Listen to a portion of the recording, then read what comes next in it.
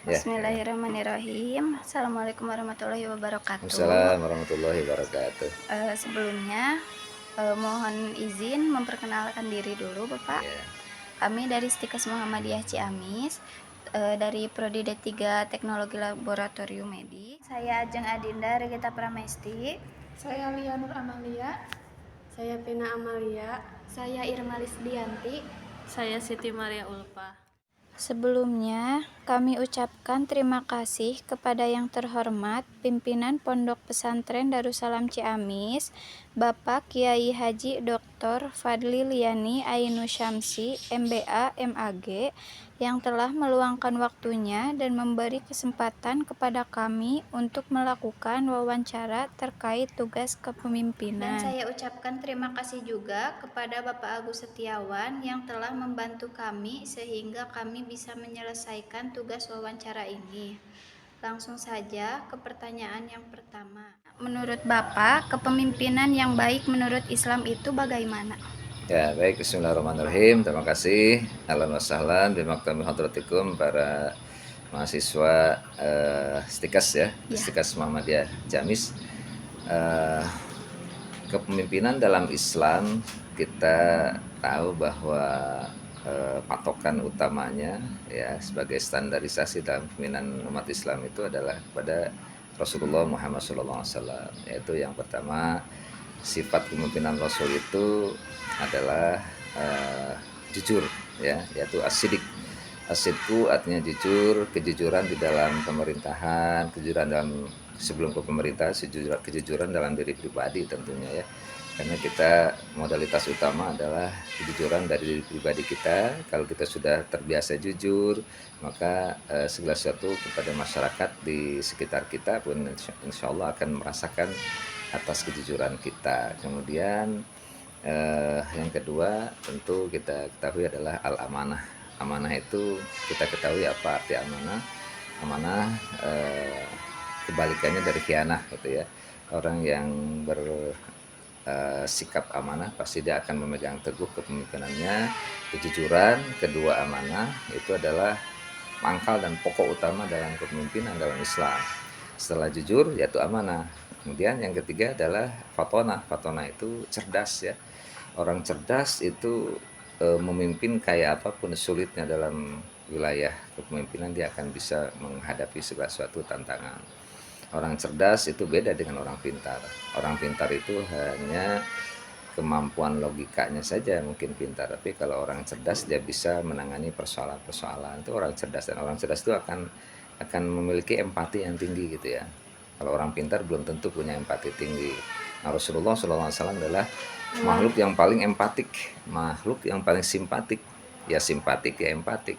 Simpati dari semua kalangan yang ada di lingkungan masyarakat Madinah itu simpati pada kepemimpinan Kanjeng Nabi Muhammad SAW. Dan nilai empatiknya dia memiliki sifat al-isar.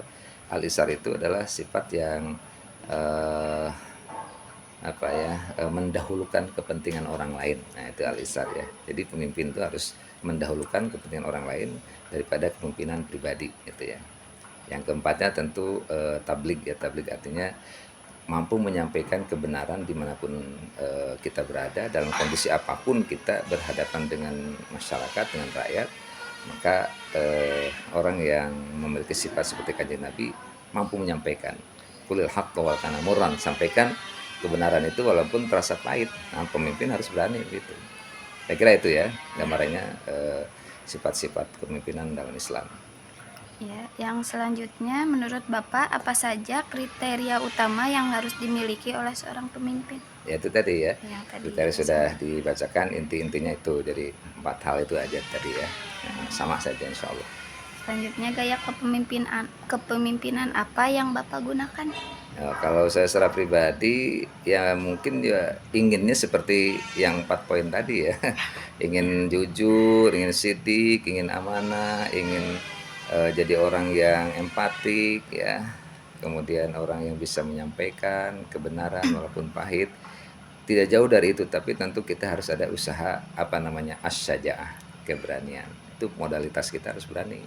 Berani karena benar, takut karena salah. Ya, kalau salah kita jangan memaksakan diri untuk jadi pemimpin kalau kita banyak salah gitu ya. Tapi kalau kita tepos liro, tahu diri, muhasabah diri, ya, introspeksi diri. Oh ternyata untuk hal tertentu aku mampu, aku bisa. Nah itu namanya muhasabah. Jadi sebelum kita jadi pemimpin, kalau kita memimpin umat, memimpin pendidikan dengan memimpin masyarakat hampir sama sih ya. Tapi bedanya milieunya, biahnya atau lingkungannya. Jadi kita kepemimpinan kami itu apa ya? Kepemimpinan yang sifatnya pendekatan kepada masyarakat, kemudian sifat sosio kemasyarakatan itu adalah nilai-nilai ijtimaiyah itu ya. Jadi pendekatan pada masyarakat, jangan sampai kita dengan masyarakat itu tidak ada koneksi, tidak ada hubungan batinnya gitu ya. Pokoknya ya hampir samalah keinginan saya pribadi ingin jadi pemimpin yang seperti itu. Dan kalau kita laksanakan satu aja, misalnya satu dari 4 hal itu tadi, kita harus cerdas, harus bermain cerdas, bukan bermain cemas ya, tapi harus bermain cerdas. Nah itu. Yang selanjutnya, pada saat bermusyawarah tentu pasti ada perbedaan pendapat atau konflik Ya. dengan tim. Bagaimana cara Bapak menyikapinya? Ya, konflik itu dimanapun masih ada ya. Adik-adik di sekolah juga mungkin dengan teman pasti ada konflik. Ya kita bisa menyelesaikan atau tidak. Nah kembali kepada diri kita. Kalau diri kita ini memiliki apa ya kecerdasan tadi ya, fatona dalam sifat Nabi itu, kita harus hadapinya dengan sikap yang tenang gitu ya. Menghadapi konflik itu jangan emosional. Itu kuncinya itu. Kalau kita berhadapan dengan sesuatu dengan emosional pasti akan gagal ya. Kayak saya juga kalau berhadapan dengan orang-orang yang tidak sependapat dengan saya menghargai perbedaannya itu, karena rambut boleh sama hitam tapi isi otak, si kepala beda gitu kan. Artinya otak masing-masing berbeda ya pendapatnya gitu. Saling menghormati, menghargai saja. Ya. Bagaimana cara seorang pemimpin menerima kritikan? Ya harus terbuka, harus terbuka. Jadi kalau pemimpin ingin sukses, ingin maju, ingin dicintai oleh masyarakatnya, lingkungannya, oleh rakyatnya, kalau pemimpin lebih tinggi itu ya, harus siap menerima kritik. Karena kritik itu bukan menghina, itu. Kritikan yang bagus itu kritikan yang membangun. Kritik membangun, bukan kritik yang yang saling menjelekan, membuli, menghina, menjatuhkan orang. Nggak boleh kita. Ya dimanapun kita sesulit apapun dalam kepemimpinan, jangan sekali-kali kita saling menjatuhkan lawan kita ataupun mitra kita. Kita sama-sama saja ya, saling mendukung kebaikan-kebaikan dari kritikan itu, selagi kritikannya tidak menghina ya. Kalau menghina tuh nggak usah ditanggapi ya, karena itu penghinaan ya, biarin aja itu ya, dia yang menghina, kita mah santai saja. Nah, selanjutnya, jika dalam tim kepemimpinan Bapak ada yang berperilaku dan bertindak kurang baik, bagaimana cara Bapak menegurnya? Oh ya, pertama pendekatan jadi seperti kalau kita kan sebagai orang tua, maka pendekatannya teguran-teguran yang manis lah, teguran-teguran yang baik, biar tahu kesalahannya itu. Dia tuh artinya berbuat salah, tahu, tapi jangan sampai mengulangi lagi gitu. Pendekatan pertama. Pendekatan yang kedua, kalau kesalahan yang kedua itu tidak seperti yang pertama ya. Nah, pasti ada punishment-nya ya. Yang ketiga, nah itu baru. Jadi ada SP1, SP2, start peringatan 1, 2, 3. Ya, kalau ketiga itu udah tegas. Kalau ada kesalahan dari anak buah kita setelah diperingatkan 2 kali, ketiga kali tegas. Tegasnya gimana ya terserah gitu ya. Itu rahasia masing-masing pemimpin gitu ya. Bagaimana cara Bapak memotivasi dan mempertahankan tim? Ya, tim itu kan teamwork ya, namanya teamwork itu tidak boleh pecah. Yang satu, kalau kita ada 4 suku, 4 kaki, maka itu si kaki itu menjadi kekuatannya tiang 4 ya. Kalau satu roboh itu pasti akan miring gitu ya. Akan miring, akan tidak seimbang gitu ya. Kalau yang 4 ini roboh, makanya harus bertahan dengan soko gurunya itu. Yang kaki 4, apa itu kaki yang 4? Yang itu tadi ya kan, amanah, sidik, amanah, fatona, tabligh. 4 kaki itu. Dari pemimpin nggak ada, itu satu udah gagal gitu ya. Oke. Selanjutnya, bagaimana seorang pemimpin? Sebagai seorang pemimpin, tentunya Bapak pernah mengalami kesulitan, terutama di era modern ini. Bagaimana cara Bapak menyikapi kesulitan tersebut?